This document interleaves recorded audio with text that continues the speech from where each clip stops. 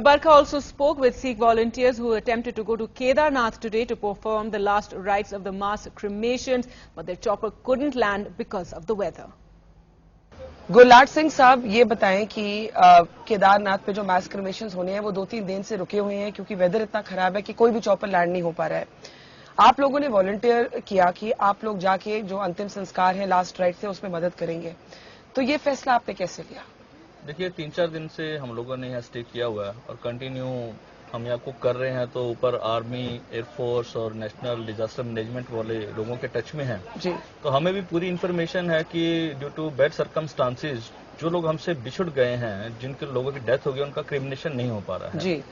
तो आज सुबह मॉर्निंग में हमें मैसेज मिला था। हमने वैसे पहले कल से इसकी तैयारी शुरू कर दी थी।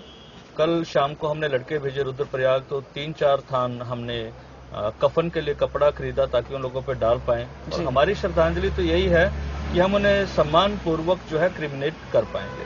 तो आज सुबह जब मैसेज मिला तो पहले तो मैंने अपनी सर्विसेज ऑफर की, तो डायबिटिक होने की वजह से मुझे मना किया कि आपको नहीं ले जा पाएंगे। फिर ये सब तो आपके वॉलंटियर्स ये राकेश जी हैं, ये आर्मी से हैं, मेरे मित्र हैं, ये परमिंदर सिंह जी मेरे जीजा जी हैं, और ये सरबजीत सिंह जी साला साहब हैं। तो ये लोग गए, एक जमुना जी वो खड़े हैं, उनको भी साथ भेजा मैंने, क्योंकि उन्हें अच्छी बिल्ट वाले बंदे चाहिए थे, क्योंकि 3-4 दिन वहीं रहना पड़ेगा। केदारनाथ में वापसी नहीं होगी, तो क्रिमिनेशन खत्म करके ही हम लोग ऊपर आ पाएंगे जो भी जाएगा। पर ये बताएं कि ये जो Mi-17 क्रैश हुआ है उसके बाद लगता नहीं कि खतरा है इसमें, मतलब थोड़ा डर तो लगता होगा? देखिए हम लोग सिख धर्म से बिलोंग करते हैं और बचपन से ये चीज हमारे मन में डाली जाती है कि मौत आएगी नहीं, बल्कि जो स्थान और जगह निश्चित है हम चल के वहां जाएंगे।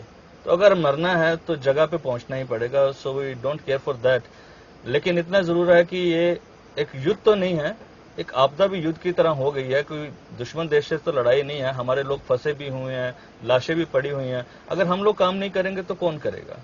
पर ये बताएं कि जो ऊपर बॉडीज बिखेरी हुई हैं, ये तो नहीं है कि आप उन लोगों को जानते थे, तो आपके मन में ये बात कैसे आई कि उनको जो एक डेथ में डिग्निटी है, जो लास्ट राइट्स है, और ये भी नहीं मान लो कि कौन से धर्म के लोग हैं, क्योंकि death does not discriminate on the basis of religion, it's the great equaliser. तो ये आपके मन में कैसी बात है कि ये जिन लोगों को आप जानते भी नहीं है उनके लिए आप ये करना चाहते हैं? देखिए जो आपदा है ये भी कोई धर्म और जाति तो नहीं देखती। अब पानी आया तो उसने कोई चूज तो नहीं किया कि मैं सिर्फ मुस्लिम को मार दूंगी या हिंदू को छोड़ दूंगी या इन दोनों को मार के किसी सिख को छोड़ दूंगी। आपदा इंसान में कोई फर्क नहीं करती, तो हम क्यों करें?